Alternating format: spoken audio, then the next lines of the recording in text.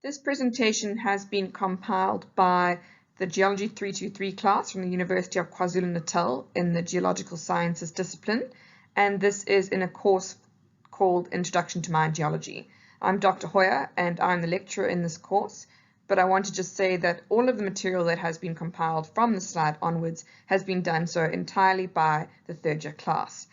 The presentations that I've put together have been sliced from the best presentations where students answered a series of 20 questions, and the students that made the best presentations have been compiled into this lecture. So all of the credit must go to them. They are the ones that did all the hard work. Please enjoy, and if you have any questions or queries about these questions or anything you want to know more, please download the SAM codes from the website. Enjoy!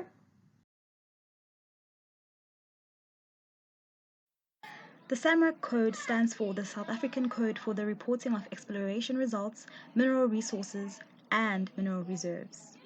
The SAMREC code provides required minimum standards, recommendations, and guidelines for the public reporting of exploration results, mineral resources, and mineral reserves in South Africa. Public reporting is a requirement for companies that are listed on the JSE, which is the Johannesburg Stock Exchange, the largest stock exchange company in Africa. The SAMREC code promotes high standards of reporting in an effort to maintain the trust of investors. So basically, the investors are provided with reports of grade and tonnage of ore reserves based on scientific principle. The SAMREC code ensures that misleading information relating to mineral properties of ore reserves is not reported and published and promoted to investors. The SAMREC code assists the competent person in demonstrating legitimacy of the declaration of the mineral reserve. The main purpose of the SAMREC code is for the reporting of solid mineralization or economic deposits. This includes commodities such as base metals, precious metals, bulk commodities such as iron ore, manganese, bauxite, coal, dimension stone, gemstones, as well as mineral sands. A competent person's responsibility is to be part of a regulatory committee. SACNASP and EXA are on the list of parties that rule with an iron fist. Intolerance of the unlawful is a guarantee.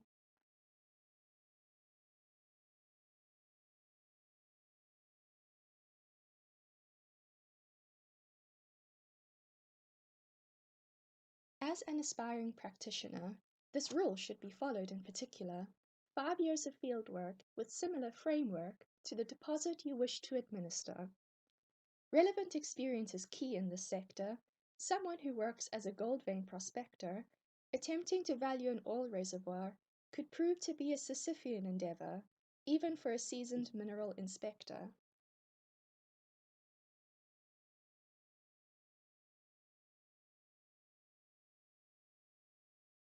Avoid being shunned by your peers. Strive for integrity to avoid any tears. Health and safety is key, and avoid bribery. Work efficiently and you'll be golden for years.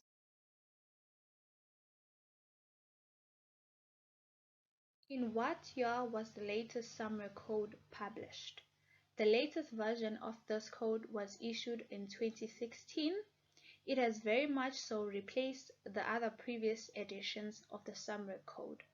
There have been other versions of the code prior to the 2016 one. The first version of this code was issued in March 2000 and adopted by the JSE in their listing requirements. The second version was issued in 2007 and some changes were made to it in 2009. The SAMREC code has been evolving ever since. First, we will look at the differences between an ore resource and an ore reserve. An ore resource is also known as a mineral resource. It is an accumulation of economical solid material, which includes tailings, low-grade stockpiles, and residues. And it's that which can be potentially extracted from within the earth. It is determined by the competent person, and emphasis is placed on the term economically viable in order for material to be deemed an ore resource. It is assessed on its quantity, its grade, and its quality, and which is based on where it is situated, how extensive the resource is, and any other geological characteristics, which are investigated using geological knowledge and must include sampling. Now, it is subdivided into three, which include inferred, which is a low level confidence and uses limiting geological factors; indicated, which is an adequate level and uses sufficient geological factors; and measured, which is a higher level confidence mineral resource which uses sufficient geological factors. These report the mineral resources in ascending confidence with respect to their geoscientific evidence presented. Justified prospects are determined by investigating the geological, environmental, marketing, mining, engineering, and legal factors, which include other significant aspects. And any alterations or inclusions that are made during these observations of the mineral resource have to be included in the documentation of mineral resource evaluation and should be clearly stated in the public report or the reporting of the mineral resources. An ore reserve is generally referred to as a mineral reserve in the SAMREC code. It is the ore resource that is able to be mined and exploited economically. It accounts for any diluted materials or any potential losses that could be made during the mining processes, which apply the modifying factor. It is important for the defining reference point of the ore reserve to be mentioned, noting any differences or changes. The grades and tonnages of the economically mineable reserve are usually described for certain commodities. And just as ore resources are subdivided based on their increasing confidence, so are the ore reserves. There are two subdivisions comprise probable and proved mineral reserves, where the probable mineral reserve can be economically equated to the indicated and to some extent a measured mineral resource, and the proved mineral reserve applies to a higher confidence level in the modifying factors. According to the SAMREC code, mineralization is defined as the process or processes by which a mineral or minerals are introduced into rock, resulting in a potentially valuable deposit. This definition basically incorporates various types of mineralization such as fissure filling, impregnation, and replacement. Mineralization was reported under exploration results. According to the SAMREC code, exploration results include historical, survey, geological, geophysical, geochemical, sampling, drilling, trenching, analytical testing, assaying, mineralogical and meteorological data and information. It is essential that mineral properties, both positive and negative, are included in exploration results. And this is because exploration results might be useful to investors, even though they have nothing to do with the declaration of mineral reserves or mineral resources. Sufficient data and information must be obtained to prove the significance of the mineralization as economically viable. According to SAMREC, how is an inferred mineral resource upgraded? An inferred mineral resource is a part of a mineral resource for which grade and quantity are estimated. The estimation of grade and quantity is based on two things, that is sampling and limited geological evidence. Inferred mineral resources are upgraded using modifying factors. Modifying factors are considerations that are used to convert mineral resources to mineral reserves. It is highly expected that the majority of inferred mineral resources could be upgraded to indicated mineral resource. To indicated mineral resource. This, of course, happens with continued exploration. There are three major resources that aren't supplied in the SAMREC code. These include water, gas, and oil. For oil and gas, there is a coding system used known as SMOG, or SAMOG if you'd like, and basically it stands for the South Africa Oil and Gas Code.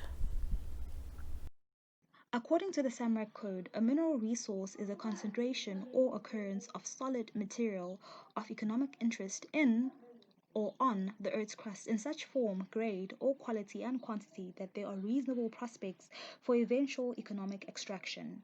Mineral resources are subdivided with increasing levels of confidence and geoscientific knowledge into inferred, indicated, and measured mineral resources. An indicated mineral resource has a higher level of confidence than an inferred mineral resource, but a lower level of confidence than a measured mineral resource. Parameters such as quantity, quality, density, shape, and physical characteristics must be estimated with a reasonable level of confidence and geoscientific knowledge.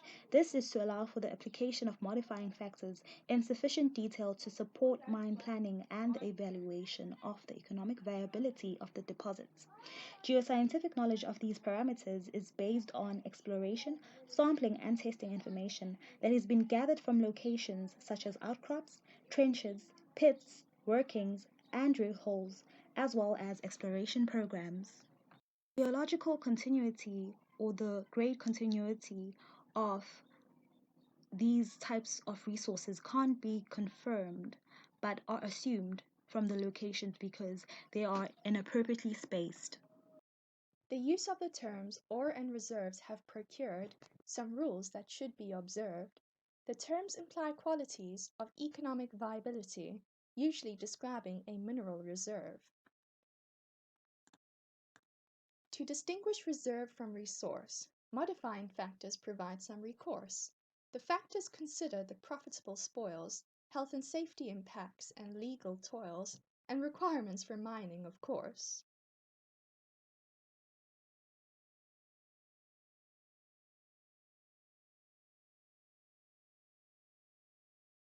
Mineral resources cannot be described with ore and reserve, please be advised. Deposits that have not been assessed for their feasibility and wealth they possess will be termed as resource until standardized. A gold deposit of hydrothermal veins within the Witwatersrand contained, unvalued and unexplored, its shape and grade ignored, until then a mineral resource it's named.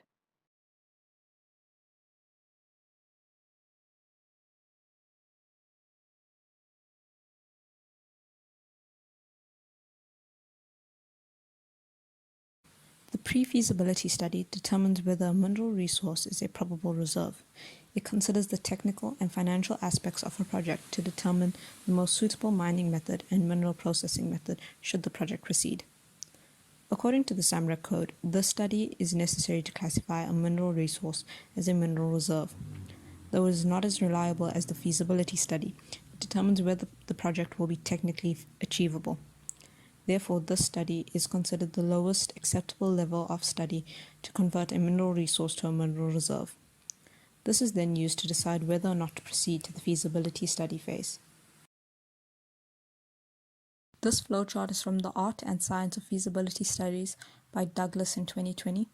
It shows which stage the pre-feasibility study occurs, that is, after the scope study and before the feasibility study. The scope study is also focused on the technical and economical elements of the project. However, the pre-feasibility study looks at this in more detail and considers different mining methods and mineral processing methods that may be applicable. Once the most appropriate methods are determined, this is looked at in more detail in the feasibility study. If the appropriate methods are considered uneconomical, meaning that the mining and processing procedure would cost more than the potential income, the project will not proceed to the feasibility study stage. The grade of an ore deposit refers to how much of a mineral or metal is in the deposit. According to the SAMREC code, the term grade is synonymous with the term quality and is used as such in a competent person's report.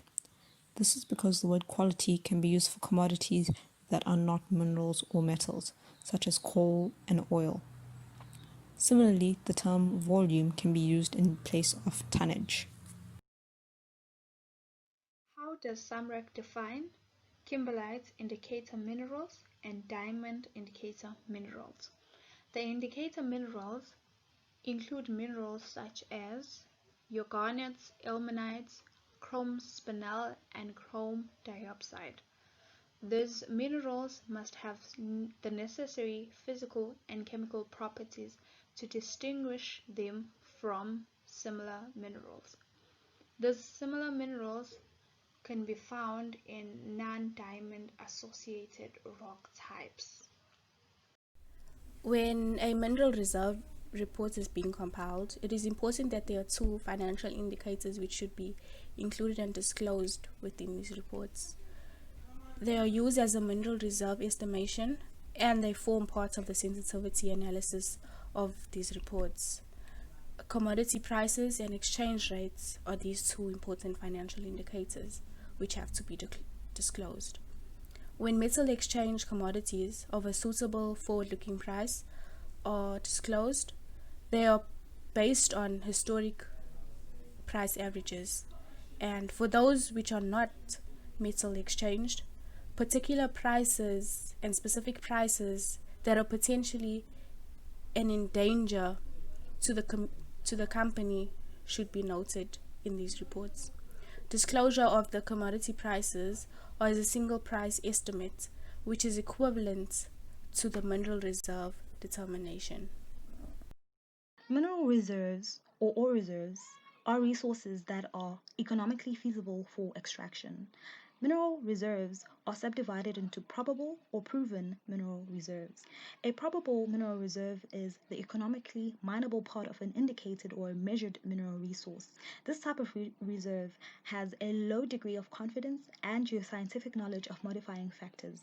A proven mineral reserve is the economically mineable part of a measured mineral resource. This excludes indicated mineral resources because a proven mineral reserve has a high degree of confidence and geoscientific knowledge of modifying factors. Modifying factors are factors such as mining, metallurgical, infrastructure, economic, marketing, legal, environmental, social, and government factors, which basically aid in the conversion of mineral resources to mineral reserves. Modifying factors that are incorrectly applied can lead in the incorrect conversion of a mineral resource to a mineral reserve. Failure to investigate modifying factors could impose a risk in the exploration project, and it could lead in the premature closing of a mine. The use of modifying factors is very fundamental in demonstrating the feasibility of economic extraction, because once a mineral resource is elevated to a mineral reserve status, it becomes an economic entity and an asset, and its extraction could be used to provide a profit. The Samville Committee gives information on mineral asset valuation. Commenced in 2002, the establishment gives explorers a clue on the wealth of their mining location. Generally accepted standards are their aim. The active best practice is their game. They'll value your finds, excluding gas and oil mines. Solid-state ores are their claim to fame.